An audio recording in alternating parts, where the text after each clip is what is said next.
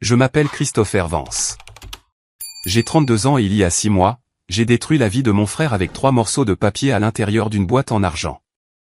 Avant de vous parler du silence qui a envahi 400 personnes lorsque la vérité a éclaté, faites-moi une faveur. Laissez un commentaire ci-dessous pour me dire d'où vous regardez. Je lis chacun d'eux. Pour comprendre pourquoi j'ai fait ce que j'ai fait, vous devez comprendre le jour où tout s'est terminé.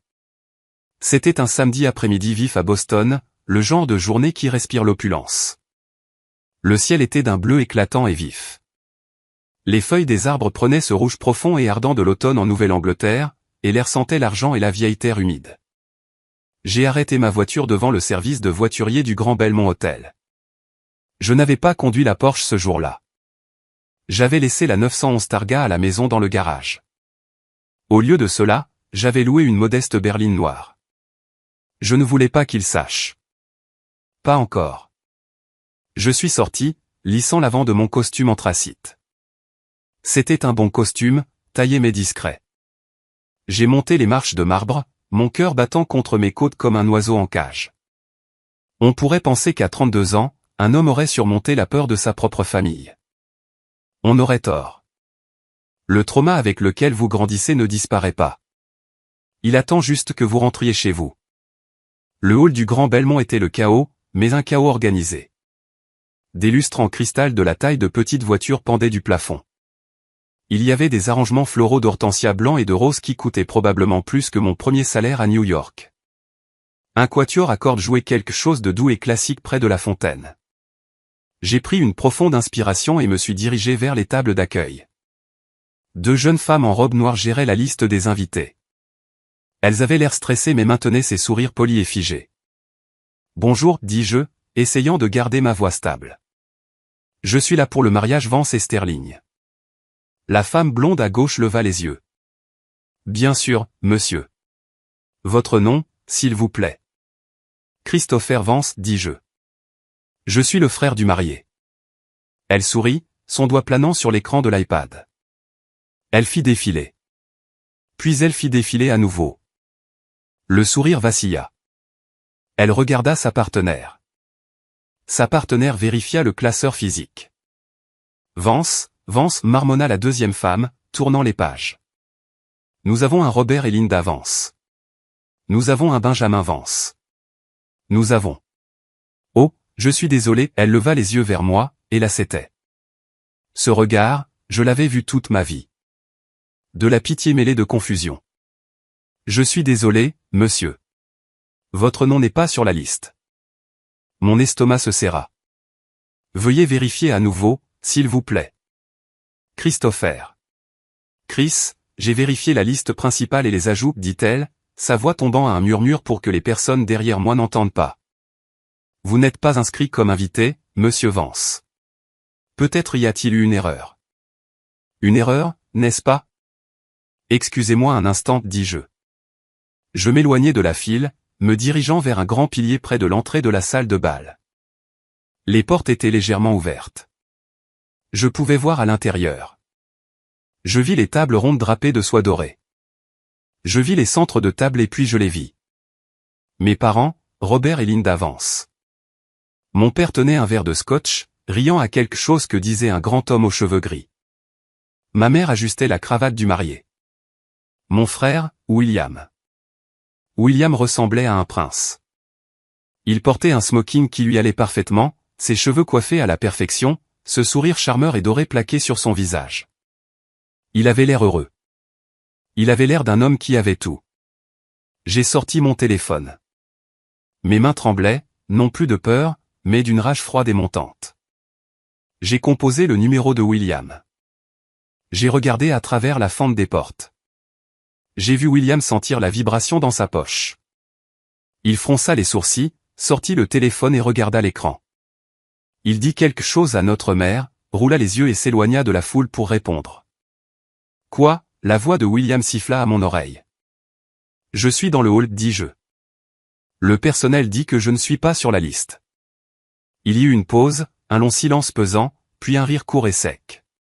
Tu es vraiment venu, dit William. Je pensais que maman t'avait dit. Dis quoi? Chris, regarde. William soupira. Le son de quelqu'un forcé de s'occuper d'une tâche fastidieuse. Tu penses vraiment que tu serais invité? C'est la famille Sterling dont nous parlons. Le père d'Elena vaut un demi-milliard de dollars. Ce sont des sénateurs, des PDG, des gens importants. Je suis ton frère, dis-je. Les mots avaient un goût de cendre. Exactement, ricana William. Tu es mon frère qui se débrouille à peine. Tu es le frère qui nous embarrasse. Écoute, nous ne voulions juste pas les questions gênantes. Oh, que fait Christopher? Oh, il prend des photos. C'est pathétique. Nous te faisons une faveur. Rentre chez toi. Maman et papa savent. J'ai demandé. Qui penses-tu a fait la coupe finale sur la liste, dit William. Maman a dit que ce serait mieux ainsi. Moins de drame, dit-elle. Retourne juste à ton petit appartement où que tu vives maintenant. Envoie une carte si tu veux. Il raccrocha. Je suis resté là, tenant le téléphone contre mon oreille même après que la ligne soit morte. Je l'ai regardé retourner à la fête. J'ai regardé ma mère lui tapoter la joue. J'ai regardé mon père lui taper sur l'épaule. Ils formaient une unité, une forteresse, et j'étais le barbare à la porte. J'aurais pu foncer à l'intérieur. J'aurais pu faire une scène. J'aurais pu renverser une table ou crier jusqu'à ce que la sécurité me traîne dehors. C'est ce qu'aurait fait l'ancien Christopher. Le Christopher qui mendiait leur amour, mais ce Christopher est mort au moment où William arrive. J'ai senti un étrange calme m'envahir. C'était froid et dur comme l'acier. J'ai tendu la main dans la poche intérieure de ma veste et j'en ai sorti une petite boîte en argent. Elle était enveloppée d'un simple ruban noir. Elle était lourde pour sa taille. Je suis retourné à la table d'accueil. Les deux femmes semblaient nerveuses en me voyant approcher. Monsieur, je ne peux vraiment pas vous laisser entrer, commença la blonde. Je sais, dis-je. Ma voix était différente maintenant, plus profonde, plus douce. Je n'essaie pas d'entrer. Je voulais juste déposer un cadeau. J'ai posé la boîte en argent sur la table, juste à côté d'une pile de boîtes Tiffany bleues et d'enveloppes qui contenaient clairement des chèques avec beaucoup de zéros. Ma boîte avait l'air petite, insignifiante, facile à manquer. Pourriez-vous me faire une faveur, demandai-je, me penchant légèrement. J'ai regardé la femme dans les yeux. Assurez-vous que le marié l'ouvre avant la coupe du gâteau. Une tradition familiale. C'est très important. La femme regarda la boîte, puis moi. Elle a dû voir quelque chose dans mon expression. Peut-être le chagrin, peut-être la détermination. Elle hocha la tête. Je m'assurai qu'il l'est personnellement, murmura-t-elle. Merci, dis-je. Dites-lui que c'est de Chris. Il saura ce que ça veut dire. Je me suis retourné. J'ai passé la fontaine, le quatuor à cordes jouant Vivaldi, le portier qui m'a tenu la porte. Je suis sorti dans l'air frais de Boston. Je n'ai pas regardé en arrière. Je n'ai pas pleuré. Je suis monté dans ma voiture de location, j'ai démarré le moteur et je suis parti. Alors que je me dirigeais vers l'aéroport sur l'autoroute, mon téléphone a commencé à vibrer. D'abord, un SMS de William. Tu as laissé quelque chose? Puis un appel manqué de ma mère. Puis un autre SMS de William. C'est quoi cette boîte? Je les ai tous ignorés. J'ai monté le volume de la radio. Je savais exactement ce qui allait arriver. Je connaissais la chronologie. La réception commencerait dans 1 heure. Le dîner prendrait 2 discours, puis les cadeaux. J'avais réglé une minuterie sur une bombe et je m'éloignais avant l'explosion. Mais pour comprendre pourquoi cette boîte allait tout détruire, il faut savoir ce qu'il y avait à l'intérieur. Et pour expliquer cela, je dois vous ramener 20 ans en arrière dans une maison de Bacon Hill qui avait l'air parfaite de l'extérieur, mais qui pourrissait de l'intérieur. La voiture bourdonnait sous moi alors que je m'éloignais de la vie que j'étais censé vouloir. Mon esprit s'est évadé, décollant les couches du temps jusqu'à ce que je sois de nouveau un enfant, debout dans le couloir de notre maison coloniale à 3 étages sur Bacon Hill. Bacon Hill est magnifique. Ce sont des rues pavées, des réverbères à gaz et des façades en briques qui chuchotent vieil argent. Mais à l'intérieur de la maison Vance, l'atmosphère était toujours ténue, comme s'il n'y avait pas assez d'oxygène pour 4 personnes. Il y avait toujours une hiérarchie. Au sommet se trouvait mon père, Robert. C'était un avocat d'affaires, un homme qui considérait chaque conversation comme un contre-interrogatoire qu'il devait gagner. En dessous de lui, il y avait ma mère, Linda, une mondaine qui traitait ses enfants comme des accessoires qu'elle pouvait porter au gala. Et puis il y avait William. William était l'enfant prodige. Vous connaissez le type. Il a marché à 9 mois. Il a parlé par phrase complète à 2 ans. Il était capitaine de l'équipe de soccer universitaire, président de classe, charmant, beau et complètement creux. Puis il y avait moi, Christopher, le remplaçant. Le plan de secours. Je n'étais pas mauvais. J'avais de bonnes notes. Je ne me mettais pas dans le pépin. Mais je n'étais pas William. J'étais silencieux. J'aimais dessiner. J'aimais m'asseoir dans un coin et observer les gens, comprendre comment ils bougeaient, comment la lumière frappait leur visage. Mes parents appelaient ça bouder. Moi, j'appelais ça survivre. Le moment décisif. Le moment où j'ai su que je n'appartenais pas à cet endroit, c'est arrivé le jour de mes 12 ans. William a 3 ans de plus que moi. Son anniversaire est en juin. Le mien est en juin, 3 jours plus tard. Cette année-là, William a eu 15 ans. Une étape importante. Mes parents lui ont organisé une fête gigantesque au country club. Des cours de tennis réservés, un buffet traiteur, un DJ. Je me souviens être resté près du bol de punch, regardant William tenir la cour avec ses amis. Mon père le tenait par le bras, rayonnant. C'est mon garçon, ne cessait-il de dire. L'avenir de la firme est là. La fête a duré toute la journée. Quand nous sommes rentrés à la maison, épuisés, j'ai attendu. Je me suis dit, ok, maintenant nous aurons un gâteau pour moi. Juste la famille. Je me suis assis à l'îlot de la cuisine pendant que ma mère enlevait ses talons. Elle m'a regardé à l'intérieur. Chris, sois un amour et sors les poubelles. Les traiteurs ont laissé un désordre dans l'allée. Je l'ai regardé. Maman, c'est le 14. Elle a froncé les sourcils, se frottant les tempes. Je connais la date, Christopher. Quel est ton but? C'est mon anniversaire, ai-je murmuré. Le silence qui a suivi n'était pas un regret. C'était de l'agacement. Oh, dit-elle. Elle n'a pas halté. Elle ne s'est pas précipitée pour me serrer dans ses bras. Elle avait juste l'air fatiguée. Eh bien, nous sommes tous épuisés par la fête de William, chérie. Nous ne pouvons pas faire un autre gâteau ce soir. Nous commanderons une pizza demain ou quelque chose. Elle est sortie de la cuisine. Mon père n'a même pas levé les yeux de son journal. Je suis sorti par la porte arrière, devant les sacs poubelles débordant de la fête de mon frère, et je me suis assis sur les marches froides en pierre du jardin. Je n'ai pas pleuré. Je pense que j'avais épuisé mes larmes des années auparavant. Je me suis juste assis là et j'ai regardé la lune. Puis la porte arrière a grincé. C'était grand-mère Rose, la mère de mon père. C'était une petite femme, à peine 1,50 m, avec des cheveux comme de l'argent filé et des yeux qui pouvaient couper un diamant. C'était la seule personne de la famille qui ne regardait pas William comme s'il était un dieu. En fait, elle le regardait souvent comme s'il était une tache sur le tapis. Elle s'est approchée et s'est assise à côté de moi sur la marche froide. Elle sentait la lavande et l'amande poivrée. Ils ont oublié, n'est-ce pas, demanda-t-elle doucement.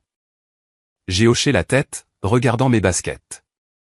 Des imbéciles, siffla-t-elle. C'était un son aigu et venimeux. Ce sont des imbéciles aveugles qui courent après de leurs défauts. Elle a fouillé dans son grand sac à main et en a sorti un étui en cuir usé. Elle l'a posé dans mes mains.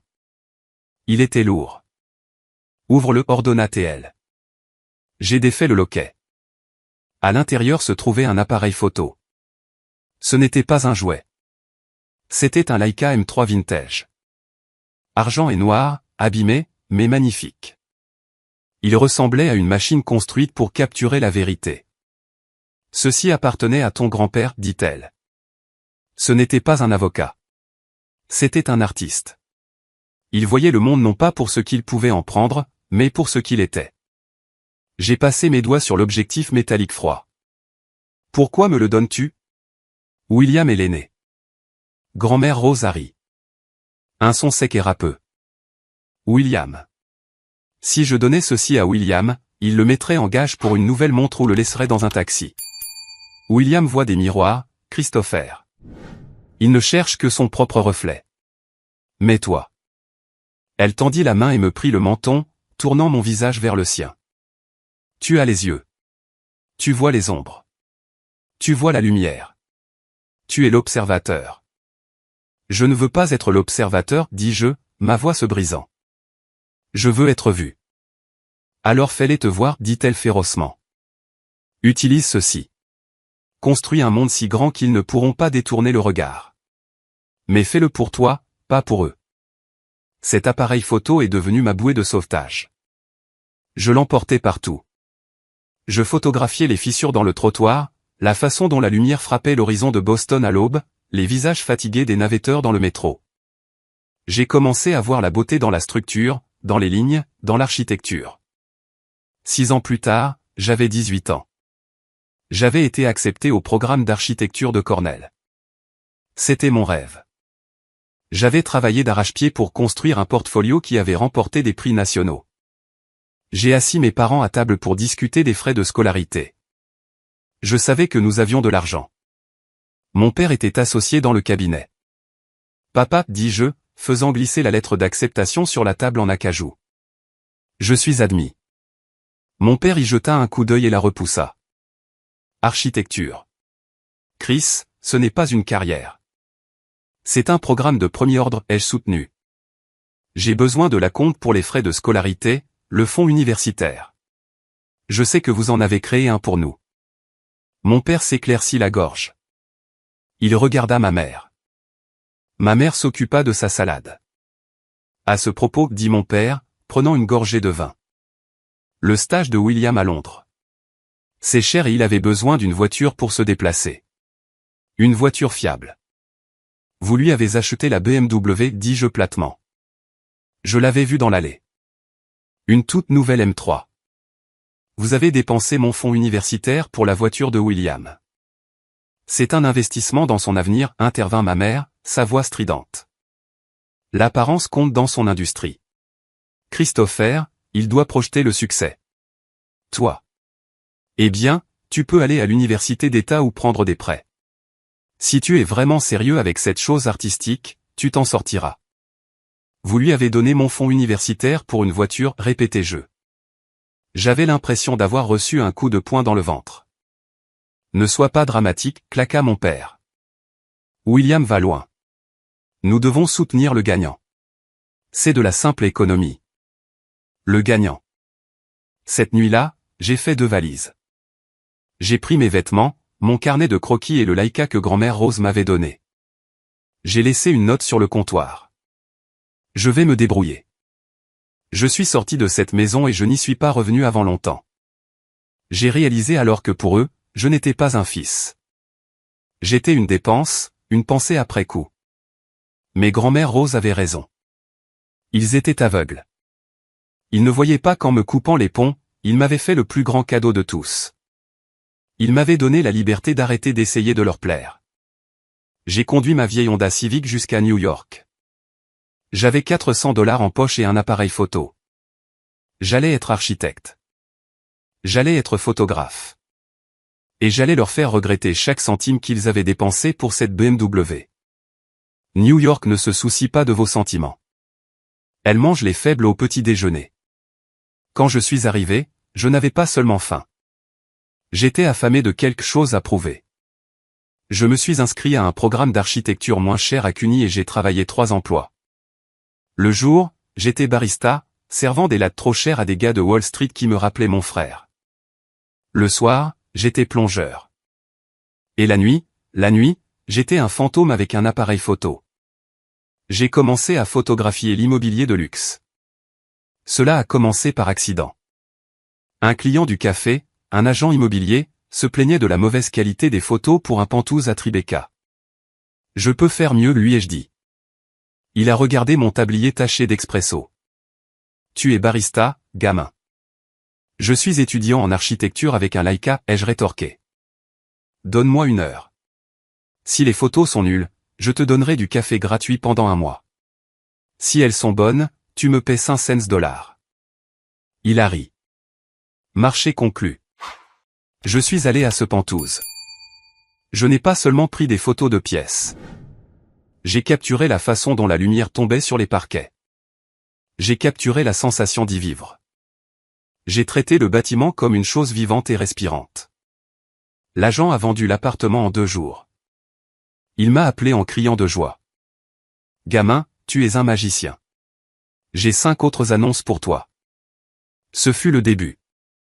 Je n'ai pas dormi pendant 4 ans. J'ai étudié la structure et le design en classe, puis je l'ai appliqué à ma photographie. J'ai réalisé qu'il y avait une lacune sur le marché. La plupart des photographies immobilières étaient stériles, ennuyeuses. J'y ai apporté l'art. J'y ai apporté l'émotion. J'ai formé une petite SARL appelée Vence Visual. Puis, après avoir obtenu mon diplôme et commencé à obtenir des contrats avec de grands promoteurs, j'ai changé de nom. Je voulais quelque chose qui sonne monolithique. Quelque chose qui ne sonne pas comme Christopher, le petit frère. Je l'ai appelé Apex Media. À l'âge de 26 ans, Apex Media n'était plus seulement moi et un appareil photo. C'était une agence de branding à service complet pour le marché du très haut de gamme. Nous faisions de la conception architecturale, du conseil, du rendu 3D et de la cinématographie haut de gamme pour des propriétés d'une valeur supérieure à 50 millions de dollars. J'ai embauché Sarah, ma directrice des opérations, une femme intelligente du Bronx qui pouvait sentir un mauvais contrat à 1 kilomètre. Nous avons grandi vite. Pendant que je construisais un empire, ma famille pensait que je me noyais. Je gardais ma vie compartimentée. Je n'ai jamais mis à jour mon LinkedIn. Je n'ai jamais publié mon succès sur Facebook. Quand je parlais à mes parents, ce qui était rare, peut-être un appel à Noël, je restais vague. Je travaille en freelance, disais-je. Tu prends toujours des photos, demandait mon père, sa voix dégoulinante de déception. William vient d'être promu vice-président senior, son salaire dépasse maintenant les 200 000 dollars. C'est super, papa, disais-je, regardant par la fenêtre du sol au plafond de mon loft à Soho. Peut-être devrais-tu lui demander un prêt, ma mère intervenait. Il est très généreux. Il pourrait t'aider. J'avais envie de crier. J'avais envie de leur dire que ma facture fiscale de l'année dernière était plus élevée que le salaire entier de William. J'avais envie de leur dire que je venais d'acheter une Porsche 911 Targa. Gris vintage, personnalisée, et payée en espèces. Mais je ne l'ai pas fait. Pourquoi? Parce que je les connaissais. S'ils savaient que j'avais de l'argent, la dynamique changerait. Ils ne m'aimeraient pas. Ils aimeraient mon portefeuille. Ils voudraient gérer mes investissements. Ils voudraient que je sauve William de ses dettes. Et William, oh, William avait des dettes. J'ai entendu des rumeurs par la vigne. William était un joueur. Non seulement des casinos, mais aussi de mauvaises actions, des arnaques crypto, une inflation de son train de vie. C'était le type qui achetait un costume à 5 000 dollars, mais dont la carte de crédit était refusée au dîner. Il vivait au bord de la ruine. Maintenu à flot par mes parents et son charisme d'enfant prodige. J'ai gardé mon secret. Mon succès était mon armure. Le tournant est arrivé il y a 2 ans. J'étais en réunion avec un promoteur saoudien pour un projet de gratte-ciel quand mon téléphone a sonné. C'était mon père. Il n'appelait jamais pendant la journée. C'est grand-mère Rose, dit-il. Non. Bonjour. Elle a eu une attaque. C'est grave. Je me suis figé. J'arrive. Je prendrai le prochain vol pour Boston. Non, dit rapidement mon père. Ne viens pas. Quoi? Pourquoi? Elle est très faible. Christopher, elle est délirante. Te voir comment tu as tourné, ça pourrait la contrarier. Nous devons la garder calme. William est là. Il lui tient la main. C'est suffisant. Vous m'interdisez de voir ma grand-mère mourante parce que vous pensez que je suis un raté? Ma voix monta, résonnant dans la salle de conférence. Mes clients me regardèrent choqués. Nous protégeons sa dignité, dit froidement mon père. Nous te ferons savoir quand elle décédera. Il raccrocha. J'ai jeté mon téléphone contre le mur. Il s'est brisé. Réunion terminée, dis-je au promoteur. Je dois y aller. Je n'ai pas pris de vol commercial. J'ai affrété un jet. Cela m'a coûté 15 000 $. Et je n'ai pas scié. J'ai volé à Boston et j'ai loué une voiture. J'ai conduit à l'hôpital comme un fou. J'ai fait irruption dans l'aile des soins palliatifs. Mes parents étaient dans le couloir, se disputant avec une infirmière à propos d'un surclassement de chambre privée. Ils ne m'ont pas vu me glisser devant eux dans la chambre 304. Grand-mère Rose était minuscule dans le lit, branchée à des machines, mais ses yeux étaient ouverts. Grand-mère, murmurai-je, tombant à genoux à côté du lit. Elle tourna la tête. Ses yeux étaient troubles, mais elle sourit. Elle me reconnut. Christopher, Alta-T-L. Tu es venu. Ils ont essayé de m'arrêter, dis-je, les larmes coulant sur mon visage. Ce sont des idiots, murmura-t-elle. Elle tendit une main frêle et me saisit le poignet. Sa prise était étonnamment forte. Écoute-moi. Le gros des choses est caché. L'avocat, Harrison, trouve-le. Ne les laisse pas prendre les horloges. Ne les laisse pas prendre le temps. Je me fiche des horloges, grand-mère. Je me soucie juste de toi. Chut, gronda T.L. doucement. Tu es l'architecte. Tu construis, mais tu dois aussi protéger. Promets-moi. Je le promets. Bien. Maintenant, montre-moi. Montre-moi quoi? Tes yeux. Montre-moi ce que tu as vu. J'ai sorti mon téléphone de secours et j'ai ouvert ma galerie. Je lui ai montré des photos des bâtiments que j'avais conçus, la lumière dans les canyons de New York, la beauté que j'avais capturée. Elle les a regardés et un instant, la douleur a quitté son visage. Je le savais, murmura-t-elle.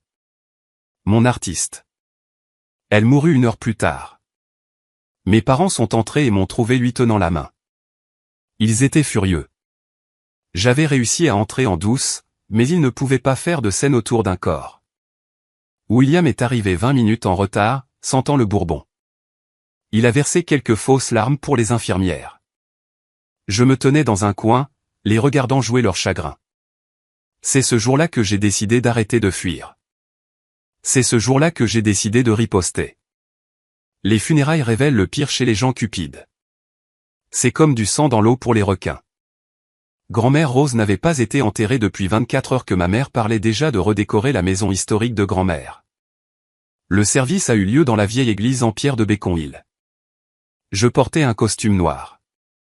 Armani, même si j'avais enlevé l'étiquette pour que ma mère ne le remarque pas. Je me tenais à l'arrière. William a prononcé l'éloge funèbre. Il a parlé de lui pendant 20 minutes. Grand-mère m'a toujours dit que j'étais son étoile brillante. Il a menti depuis la chair. Elle m'a dit que je porterais le nom Vance à la grandeur.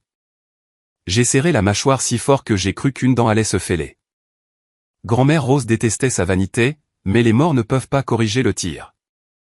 Après l'enterrement, la famille s'est réunie chez mes parents pour la lecture du testament. Monsieur Harrison, l'avocat de grand-mère depuis 40 ans, était assis à la tête de la table à manger. C'était un homme fait de cuir et de parchemin avec des yeux qui avaient vu toutes sortes de querelles familiales imaginables. William était assis juste à côté de lui, penché en avant, bavant presque. Mes parents étaient à ses côtés. J'étais assis à l'extrémité de la table, près de la porte de la cuisine. Rosemary Vance était une femme d'intention précise, commença Monsieur Harrison, ajustant ses lunettes. Elle a mis à jour son testament il y a 6 mois. Ma mère serait dit. Mise à jour. Elle ne nous l'a pas dit. Elle voulait que cela reste privé, dit Harrison. Il ouvrit le dossier. À mon fils, Robert, et à sa femme, Linda. Je laisse la propriété de Beacon Hill, à condition qu'il paie les impôts et l'entretien en cours. Mon père hocha la tête, satisfait. Cette maison valait facilement 3 millions. À mon petit-fils, William. William redressa sa cravate. Il me sourit d'un air suffisant. C'était ça, le gain. Je lui laisse la somme de 25 000 $. Silence. Un silence absolu, suffocant. C'est une erreur de frappe, dit William, sa voix aiguë et tendue. Vous voulez dire 250 000 ou 25% de la succession? 25 000 $, répéta calmement Harrison. Legs spécifique. C'est une blague. William claqua sa main sur la table. Elle me l'avait promis. Qu'en est-il des investissements? Qu'en est-il des bijoux, de la collection Patek Philippe? Les montres de grand-père seules valent des millions. Ah, oui. Les biens personnels, et la fiducie, dit Harrison. Il regarda par-dessus ses lunettes, droit vers moi au bout de la table. À mon petit-fils, Christopher. Tout le monde se tourna pour me regarder. J'ai senti l'air quitter la pièce. Je laisse l'intégralité du Hartwell Trust, qui comprend la collection de montres Patek Philippe, la parure de bijoux en saphir et son portefeuille d'actions diversifié. Quoi, ma mère hurla. Elle hurla vraiment. Christopher, il est instable. C'est un photographe freelance. Il les mettra en gage pour payer son loyer. La valorisation de ses actifs, continua Harrison, l'ignorant, est d'environ 2,3 millions de dollars. William avait l'air de vouloir vomir. Le visage de mon père devint violet. C'est une influence indue, cria mon père. Christopher a dû la manipuler quand il s'est faufilé à l'hôpital. Nous contesterons cela. Nous poursuivrons en justice. Harrison ferma le dossier d'un claquement. Vous pouvez essayer, Robert. Mais Rose l'avait anticipé. Elle a subi une évaluation psychiatrique complète le jour où elle a signé ce testament pour prouver sa compétence. Et il y a une clause de non-contestation. Si un bénéficiaire conteste le testament, il perd entièrement sa part. Alors, William, si vous poursuivez, vous perdez vos 25 000 $. Voulez-vous prendre ce risque? William s'affala sur sa chaise. Vaincu. Il me regarda avec une haine pure. Espèce de serpent. Tu as joué le rôle du petit-fils triste, n'est-ce pas? Je me suis levé. Je n'ai pas souri. Je n'ai pas jubilé. J'ai juste regardé Harrison. Merci, monsieur Harrison. Il y a une condition, dit Harrison, m'arrêtant. Une lettre de Rose à Christopher. Il me tendit une enveloppe scellée. Je l'ai ouverte sur le champ. Mon très cher Christopher, il court après l'éclat, mais tu connais la valeur de la mécanique en dessous. Garde cet héritage en sécurité. Ne vends pas les montres. Elles sont du temps, et le temps est la seule chose que tu ne peux pas acheter. PS, ne leur parle pas du reste pour l'instant. Laisse-les te montrer qui ils sont vraiment. Attends la tempête. Amicalement, grand-mère. Le reste, me suis-je demandé. Les actions étaient substantielles, mais y avait-il plus? J'ai levé les yeux vers ma famille. Ils avaient l'air prêts à me tuer. Je prendrai possession des montres aujourd'hui, dis-je à Harrison. Vous ne pouvez pas, s'écria William. J'ai un gala la semaine prochaine. J'allais porter la Nautilus. Achète ta propre montre, William, dis-je. Je suis sorti de cette maison avec une boîte de montres valant plus que la vie de mon frère. Mais je ne me sentais pas triomphant. J'avais l'impression d'attendre que l'autre chaussure tombe. Grand-mère a dit, attends la tempête. Je ne savais pas que la tempête prendrait la forme d'une invitation de mariage, ou plutôt de son absence. 6 mois passèrent. Je suis retourné à New York. J'ai mis les montres dans un coffre-fort sécurisé. J'ai investi le liquide dans Apex Media, étendant nos opérations à la côte ouest. Je n'ai pas eu de nouvelles de ma famille. Pas d'appel téléphonique, pas de mail. Ils me punissaient d'avoir volé l'héritage. Cela me convenait. Le silence valait mieux que les abus. Puis les rumeurs ont commencé. William allait se marier, et pas avec n'importe qui. Il avait réussi à décrocher Helena Sterling. Je savais qui était Helena Sterling. Son père était Arthur Sterling, un magnate de l'immobilier à Boston. J'avais d'ailleurs une fois soumissionné pour un projet pour son entreprise, mais j'avais perdu face à une plus grande entreprise. Les Sterling étaient la royauté américaine. J'ai attendu l'invitation. Je vérifiais ma boîte aux lettres tous les jours. Je me disais que je m'en fichais, mais au fond de moi, une petite partie de moi, le garçon de 12 ans sur les marches du jardin, voulait toujours être incluse. Un mois avant le mariage, j'ai appelé ma mère. « Bonjour, Christopher, dit-elle, sa voix glaciale. J'ai entendu dire que William se mariait, dis-je. Oui, le mois prochain. Suis-je invité? Oh, Christopher, soupira-t-elle. C'est une affaire très intime. Juste les amis proches et la famille immédiate. Je suis de la famille immédiate, maman. Eh bien, c'est compliqué. Les Sterling sont très particuliers. Et honnêtement, après le coup que tu as fait avec le testament, William n'est pas à l'aise de t'avoir là. Il pense que tu vas faire une scène ou essayer de montrer les montres. Alors, je suis banni? Disons simplement que c'est mieux pour tout le monde si tu restes à New York. Nous avons dit aux Sterling que tu voyageais, que tu te cherchais. S'il te plaît, ne nous embarrasse pas en te présentant. Elle raccrocha. Je suis resté assis dans mon bureau, fixant le téléphone. Affaire intime. 10 minutes plus tard, Sarah, ma vice-présidente, entra. Elle tenait un épais classeur de contrats. Chef, vous devez signer le projet de Boston. Le client exige le forfait premium. Cinématographie complète, couverture par drone, 3 photographes principaux, montage le jour même. C'est un contrat de $50 000. Je ne fais plus de mariage, Sarah. Nous faisons de l'immobilier commercial. Je sais, mais c'est une demande spéciale. La mariée est une grande fan de votre travail architectural. Elle a dit qu'elle voulait que son mariage ressemble à un chef-d'œuvre de Vance Visual. Elle vous a littéralement nommé. Qui est le client, demandai-je, ouvrant le classeur. La mariée est Elena Sterling. Le marié est. Sarah vérifia ses notes. Un certain William Vance. Et, ce n'est pas votre nom de famille. Je me suis figé. Ma main plana sur le papier. J'ai regardé le contrat. Il était là. Client, William Vance et Elena Sterling. Lieu, le Grand Belmont Hotel. Service, forfait mariage premium Apex Media. Coût total, $50 000. Signé par William Vance. J'ai commencé à rire. Cela a commencé par un petit rire et s'est transformé en un rire bruyant. Sarah me regarda comme si j'avais perdu la tête. Chef, il ne sait pas, dis-je, essuyant une larme. Il n'a aucune idée. Aucune idée de quoi? Que je possède Apex Media. J'avais gardé mon nom hors du site web. Nous opérions sous une société holding. Pour le monde, j'étais le directeur créatif insaisissable. Pour William, j'étais juste son frère raté qui prenait des photos.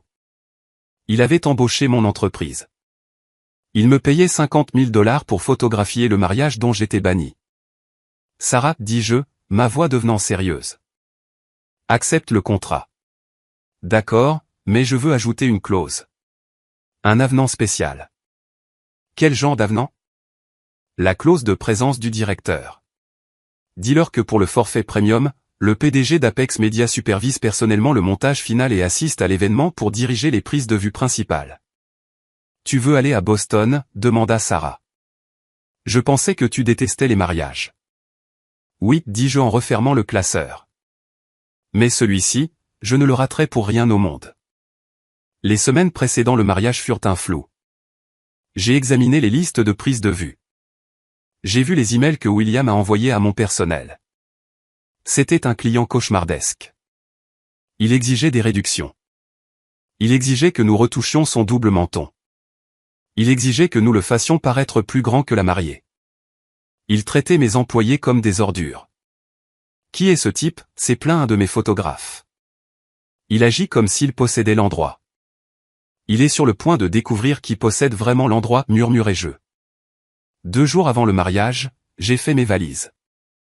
J'ai emballé les 3 documents qui seraient mon cadeau.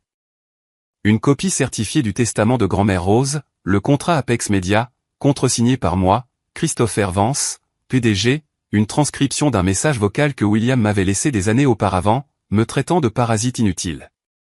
Je les ai mis dans la boîte en argent et puis je suis parti pour Boston. Nous sommes de retour au Grand Belmont. Je suis parti de l'hôtel après avoir déposé la boîte. Mon cœur battait la chamade. Je me suis enregistré dans un motel 6 juste en bas de la route. Je n'allais pas gaspiller de l'argent pour une chambre où je ne dormirais pas. J'ai troqué mon costume contre mes vêtements de travail. Pantalon cargo tactique noir, polo noir avec le logo Apex Media brodé sur la poitrine, et un casque. Je ne revenais pas en tant qu'invité. Je revenais en tant que patron. J'ai attendu que la réception batte son plein. Mon équipe était déjà à l'intérieur. J'avais envoyé un SMS à Sarah, qui agissait en tant que productrice principale sur place. La boîte est-elle sur la table, Sarah? Oui. Juste à côté du gâteau. Il ne l'a pas encore vue. Moi? Bien. J'entre par l'entrée de service. J'ai garé la voiture de location à l'arrière. J'ai dépassé le personnel de cuisine qui fumait des cigarettes. J'ai montré mon badge Apex Media à la sécurité. Je suis avec l'équipe de tournage, dis-je. Ils m'ont laissé passer. Je me suis glissé dans la salle de bal. Il faisait sombre, éclairé par des lumières d'ambiance violette et dorée. La musique était forte. Une chanson pop générique qui faisait danser les demoiselles d'honneur. J'ai repéré mon équipe près de la scène. Sarah m'a vu et a hoché la tête. Elle m'a tendu un boîtier d'appareil photo avec un objectif 70 à 200 mm. Il est sur le point de faire les discours, murmura-t-elle dans son casque. Et ensuite les cadeaux. J'ai tiré ma casquette vers le bas. Je me suis fondu dans les ombres. J'étais de nouveau l'observateur invisible, exactement comme grand-mère Rose le voulait. Le MC, un type ringard dans une veste scintillante, prit le micro. Mesdames et messieurs, avant de couper ce magnifique gâteau, William et Elena ont décidé d'ouvrir quelques cadeaux spéciaux de la famille. La foule a applaudi. William se leva, rougi par le vin et l'adoration. Il avait l'air d'un roi. Elena était belle mais fatiguée. Apportez-les, cria William. Les demoiselles d'honneur apportèrent quelques boîtes. Taste-vin, vase en cristal. Des trucs ennuyeux. William fit des blagues, charmant la foule. Puis la demoiselle d'honneur attrapa la boîte en argent. Oh, celle-ci est intéressante, dit le MC. Pas de carte à l'extérieur, juste une boîte en argent. William la regarda en plissant les yeux. Il la reconnut. Je vis son visage vaciller une fraction de seconde. Il se souvint de m'avoir vu dans le hall. Il pensa probablement que c'était une blague. Une mesquinerie. Ouvre-la, chérie, dit Elena. William prit la boîte. Il rit nerveusement. Probablement quelque chose d'un admirateur secret, hein. Il détacha le ruban noir. La pièce se tut, anticipant des bijoux ou des clés de voiture. Il souleva le couvercle. Il fronça les sourcils. Il tendit la main et sortit les papiers. Qu'est-ce que c'est, marmonna-t-il. Des papiers. Lisez-les à voix haute, cria quelqu'un de l'arrière. William déplia le premier document. C'était le contrat. J'ai zoomé avec mon objectif. Je pouvais voir la sueur perler sur son front. Il lut l'entête, Apex Media Service Agrément. Il balaya le regard vers le bas. Ses yeux s'écarquillèrent. Sa bouche s'ouvrit, mais aucun son n'en sortit. Il vit la signature. Christopher Vance, PDG. Il leva les yeux, scannant frénétiquement la pièce. Où est le photographe, bégaya-t-il dans le microphone. La foule murmura. Pourquoi demandait-il le photographe? Il laissa tomber le contrat et ramassa le deuxième papier. Le testament. Ceci. C'est un faux, murmura-t-il. Mais le microphone l'intercepta. C'est un faux. Qu'est-ce que c'est, Will, demanda Elena, se penchant. Elle attrapa le papier. Ses yeux le parcoururent. La collection Patek Philippe luait à haute voix. Bénéficiaire unique, Christopher Vance. La pièce halta. Une inspiration collective de 400 personnes. Les sterling chuchotèrent. Mes parents, assis à la table d'honneur, devinrent pâles. Il l'a volé, cria William, sa voix se brisant. Mon frère a volé mon héritage. Et maintenant il ruine mon mariage avec ses mensonges. Il perdait les pédales. Le masque de l'enfant prodige glissait. Et il n'est même pas là, cria William, jouant la victime. Il était trop lâche pour se montrer, alors il a envoyé ses ordures. C'était mon signal. J'ai tapé sur mon casque. Sarah, coupe la musique. Éteins les lumières de la salle. Mets un projecteur sur le pilier sud. Copier, chef, dit Sarah. La musique s'arrêta instantanément. La pièce fut plongée dans l'obscurité. Les invités poussèrent des cris perçants. Puis un seul projecteur lumineux s'alluma. Non pas sur la scène, mais sur moi. Je me tenais là, tenant mon appareil photo, vêtu de noir. J'ai lentement enlevé ma casquette. J'ai levé les yeux vers la scène. Je suis juste ici, William, dis-je. Ma voix n'était pas amplifiée, mais dans le silence de mort de la salle de bal, elle portait. William avait l'air d'avoir vu un fantôme. Chris. J'avançais, le projecteur me suivant. Je marchais jusqu'au bord de la scène. Je n'avais pas l'air en colère. J'avais l'air professionnel. Je crois que vous avez quelque chose à dire à votre photographe de mariage, dis-je calmement. Puisque vous m'avez embauché, vous possédez Apex, bégaya William. Mais vous êtes fauché. Vous êtes barista. Je possède l'entreprise à laquelle vous venez de payer 50 000 $, dis-je. Et je possède les montres que vous avez dit à votre nouveau beau-père être les vôtres. J'ai regardé Arthur Sterling. Il était debout, le visage rouge de fureur. Il regarda de moi à William. William, retentit la voix tonitruante de Monsieur Sterling. M'avez-vous dit que la collection Patek Philippe était vos biens? L'avez-vous utilisée comme garantie pour la compte de la maison? William se recroquevilla. C'était censé être à moi. Grand-mère l'a promis. Mais elle l'a laissé à Chris, dis-je, désignant le testament dans la main d'Helena. Parce qu'elle savait que vous le vendriez pour payer vos dettes de jeu.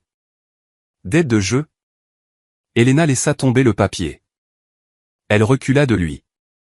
William, tu as dit que tu les avais remboursés. Je l'ai fait. Enfin, j'allais le faire avec l'argent des montres. William était en train de s'effondrer. Il confessait des crimes dont il n'avait même pas encore été accusé. Ma mère se leva. Christopher, arrête ça. Tu es en train de tout ruiner. Je me suis tourné vers elle. J'ai levé mon appareil photo et j'ai pris une photo. Clic. Le flash l'a aveuglé une seconde. Je fais juste mon travail, maman, dis-je.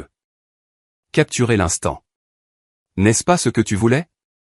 Un mariage parfait. Sécurité, cria William. Faites-le sortir d'ici. 2 agents de sécurité s'avancèrent.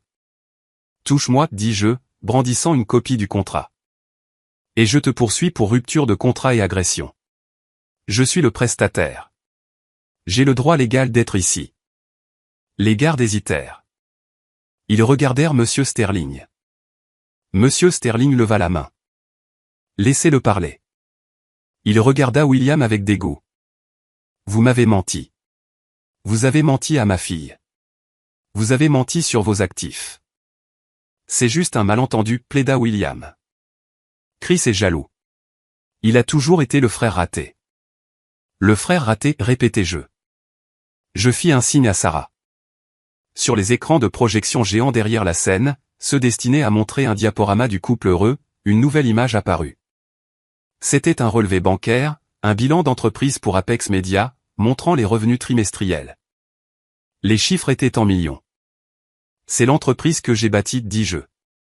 Sans fonds universitaires, sans BMW, sans votre aide.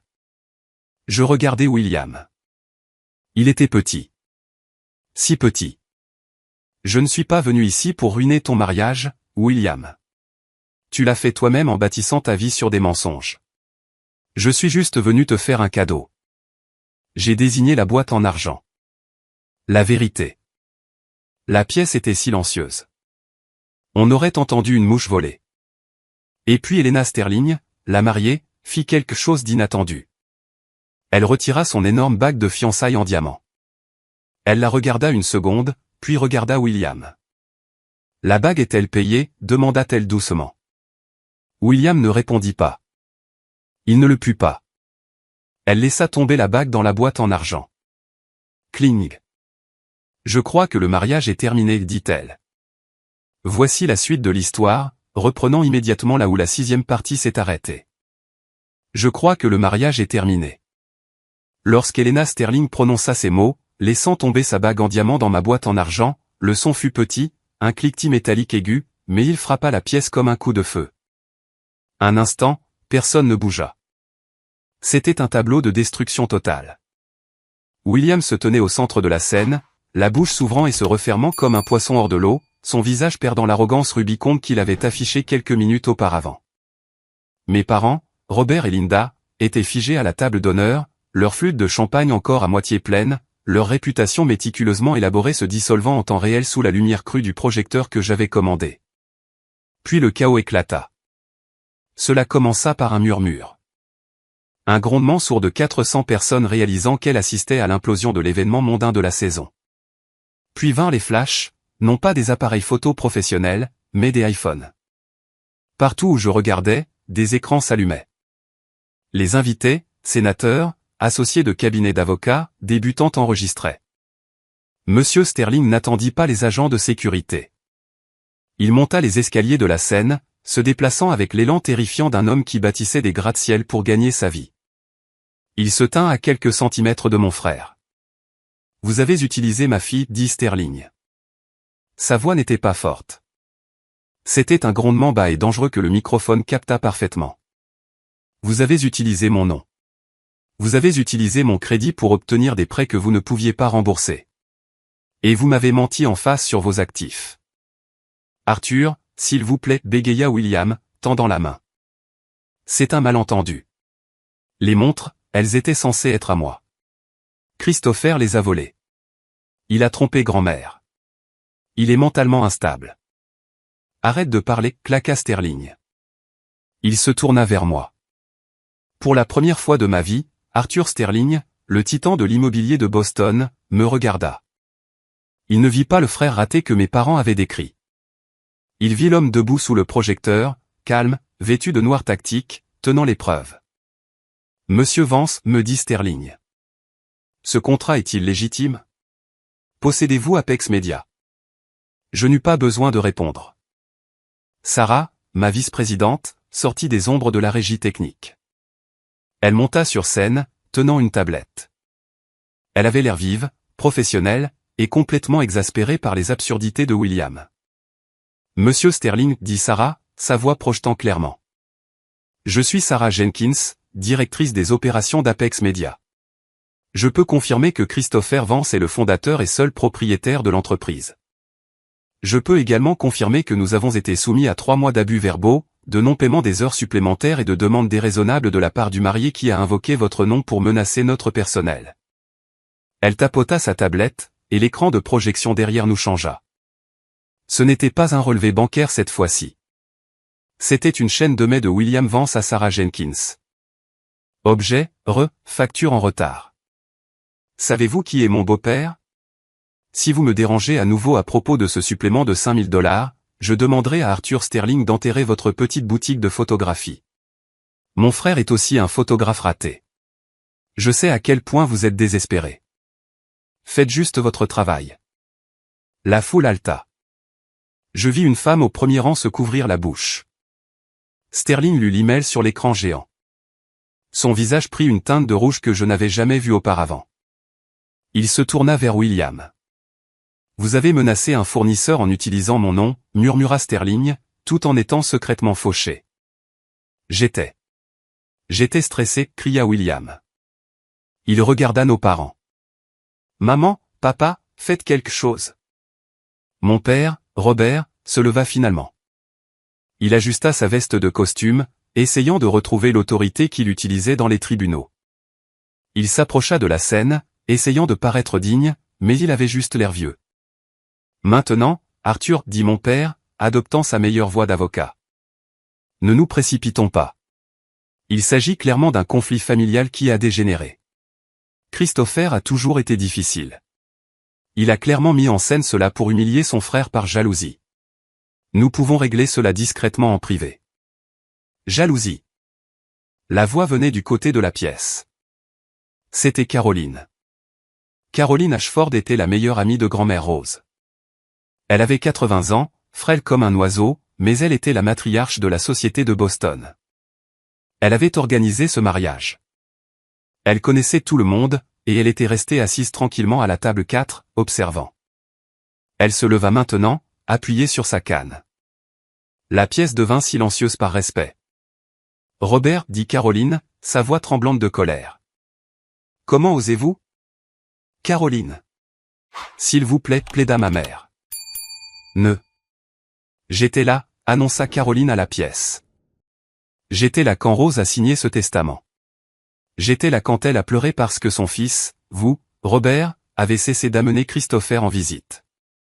Elle m'a dit explicitement, William aime l'or, mais Christopher aime l'artisanat.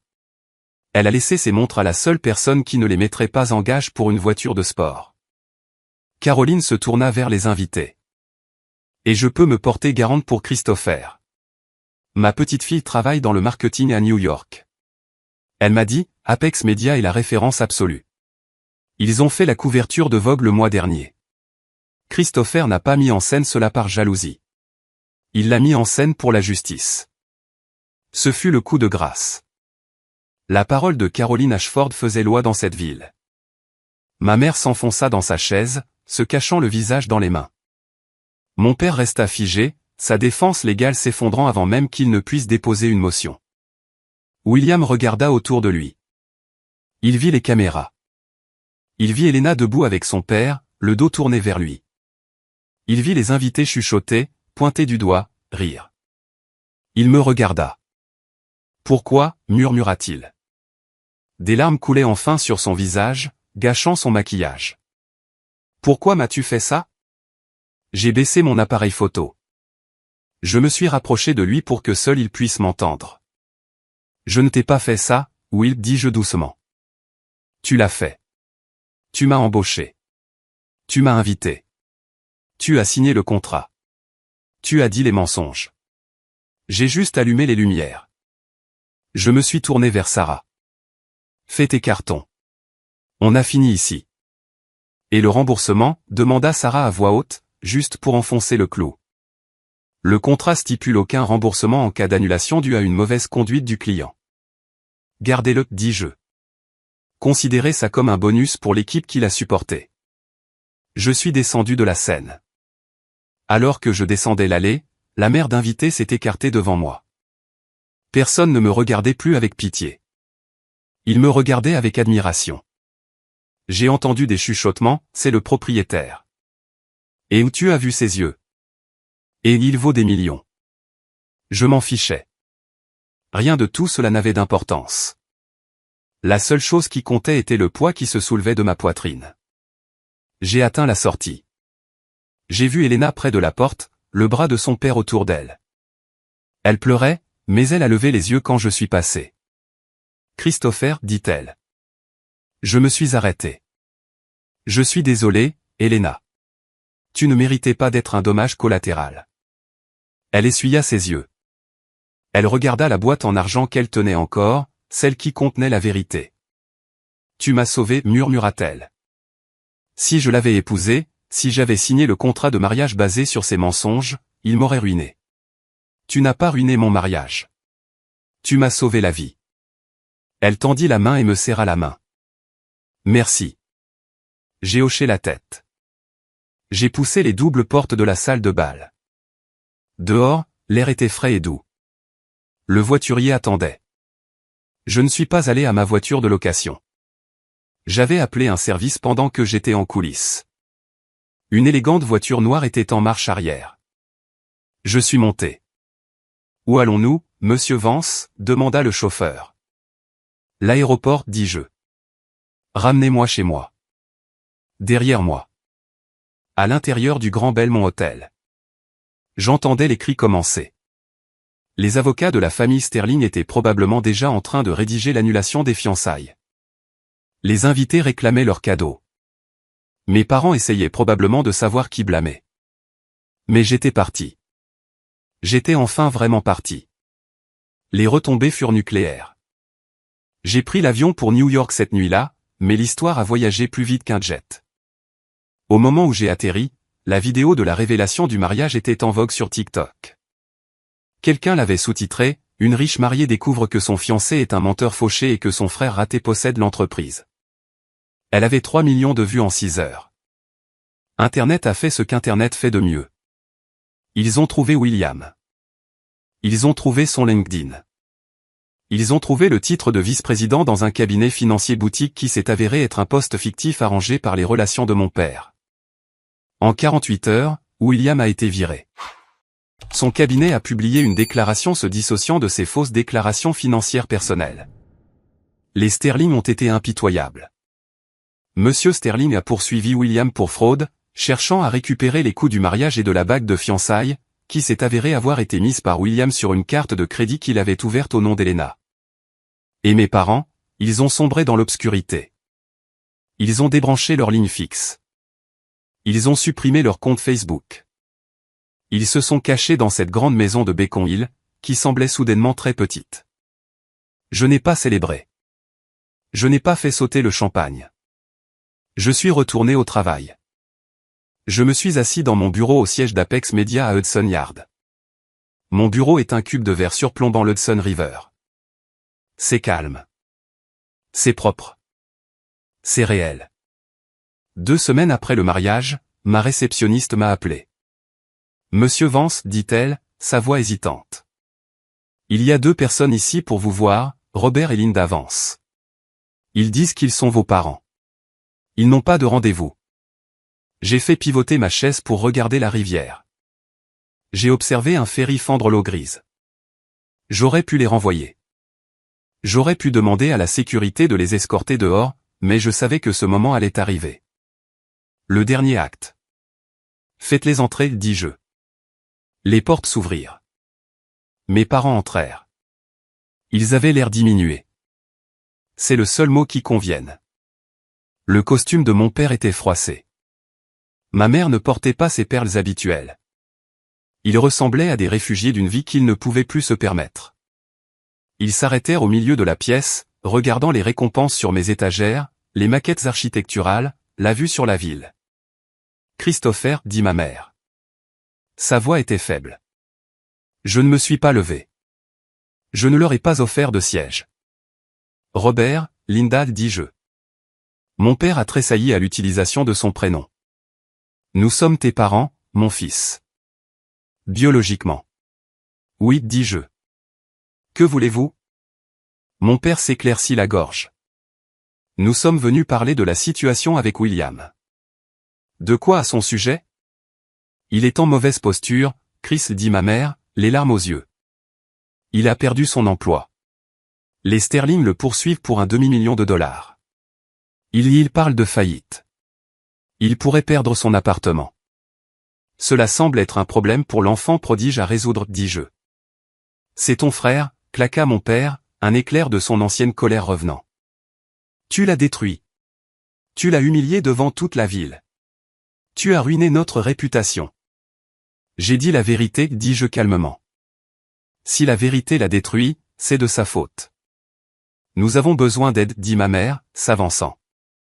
Nous avons hypothéqué la maison pour l'aider à payer ses frais de justice.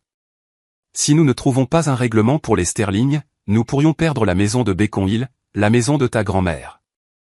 Je les ai regardés fixement. Ils n'étaient pas là pour s'excuser. Ils n'étaient pas là pour demander comment j'allais ou pour dire qu'ils étaient fiers de ce que j'avais construit. Ils étaient là parce que le distributeur automatique nommé William était en panne et qu'ils avaient besoin d'un nouveau retrait. Alors, vous voulez de l'argent, dis-je. Nous voulons que tu vendes les montres, dit mon père. La collection Patek est évaluée à des millions. Si tu la vends, nous pourrons rembourser les Sterling, remettre William sur pied et sauver la maison. Ce sont des biens familiaux, Christopher. Ils nous appartiennent à tous. Je me suis levé, puis j'ai contourné mon bureau. Je me suis appuyé sur le bord, les bras croisés. Vous avez dépensé mon fonds universitaire pour sa BMW, dis-je. Mon père cligna des yeux. C'était il y a des années. Vous m'avez banni du chevet de grand-mère mourante.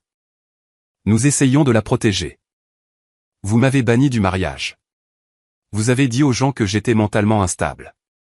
Vous avez dit aux gens que j'étais un échec. Nous étions justes. Ma mère s'interrompit. Elle ne put achever le mensonge. Vous ne voulez pas de fils, dis-je en la regardant dans les yeux. Vous voulez un financier? Vous avez misé sur le mauvais cheval, Robert. Vous avez mis tout votre argent et votre amour sur William parce que vous pensiez qu'il était le gagnant. Et maintenant qu'il a perdu, vous essayez d'encaisser votre pari de couverture. Je me suis dirigé vers le coffre-fort mural caché derrière un tableau. J'ai tapé le code. Bip bip bip. Mes parents ont regardé, l'espoir illuminant leurs yeux. Ils pensaient que j'allais chercher un carnet de chèques. J'ai sorti une seule photographie. C'était celle que j'avais prise de grand-mère Rose à l'hôpital le jour de sa mort. Elle me tenait la main. Je suis retourné et l'ai posée sur le bureau. Je ne vous donnerai pas un sou, dis-je. Christopher, haleta ma mère. Je ne vendrai pas les montres. Je les ai données. J'ai menti. Enfin, à moitié menti. Je les avais prêtées au musée d'horlogerie pour une exposition de 10 ans. Elles étaient à l'abri de William pour toujours, et je ne sauverai certainement pas l'homme qui m'a intimidé depuis l'âge de 5 ans. Tu es ingrat, cracha mon père. Nous t'avons élevé. Nous t'avons donné un toit. Et je vous ai remboursé en partant, dis-je. La dette est réglée. J'ai appuyé sur le bouton d'interphone de mon bureau. Sarah, veuillez raccompagner monsieur et madame Vance et informer la sécurité qu'ils sont définitivement interdits d'accès au bâtiment. Vous ne pouvez pas faire ça. Ma mère pleurait maintenant. Des larmes laides et désespérées. Nous sommes ta famille. Non, dis-je en la regardant dans les yeux.